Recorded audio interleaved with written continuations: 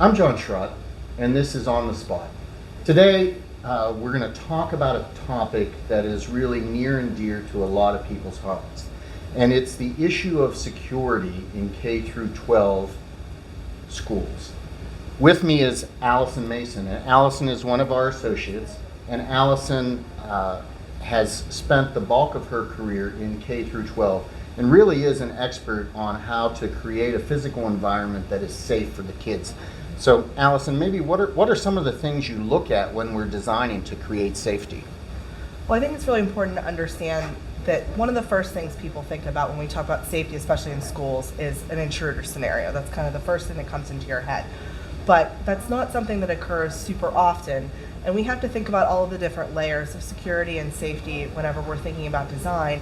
We think about intruder scenarios, certainly, but we have to think about things that may happen in everyday life, such as bullying or assault or things like that we're going to encounter every day. And there are definitely different multiple facets that we need to consider in design from that area and from the intruder scenario as well, and we have to layer it all together.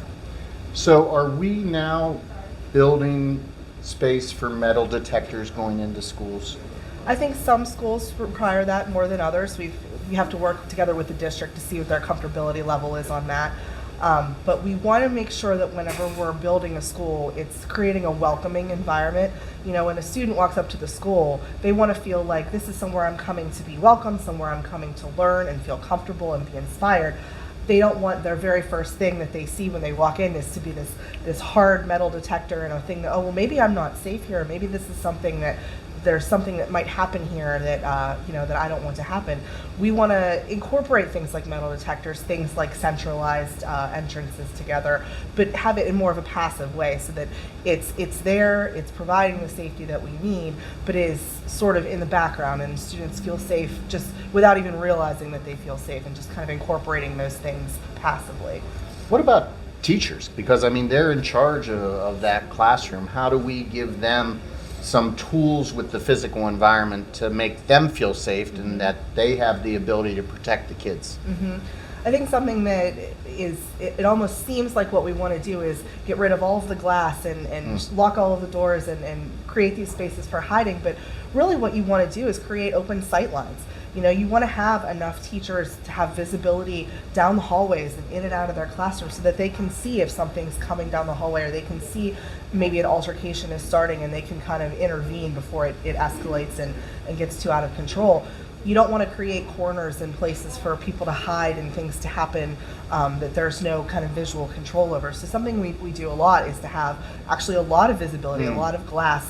We open up corridors, make them wider, allow for sort of straight shots down the hall so that teachers have a lot of visibility and a lot of control.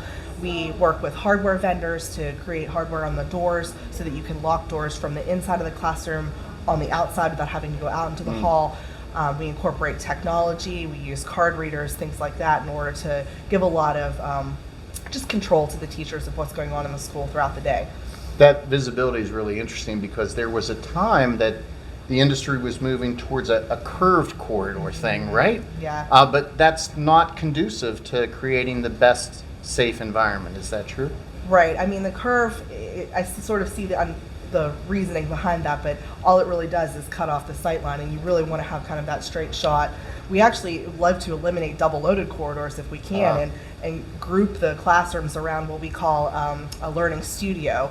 And it has two benefits. It provides a lot of sight lines, but then it also allows, if you have a larger school district, to break down that population into smaller groups, and it kind of centers the classrooms around a living room sort of concept where the teachers can work together. There's a little more accountability. There's a smaller teacher to student ratio, and that actually helps to keep the students from sort of getting lost in this larger population. And the idea is that the student feels like they're valued, the student has more interactions one-on-one with the teacher, more interactions one-on-one with the other students, that you kind of prevent that sort of mental health anguish from the beginning, and then maybe you don't even have sort of the scenarios that we think about trying to prevent to begin with.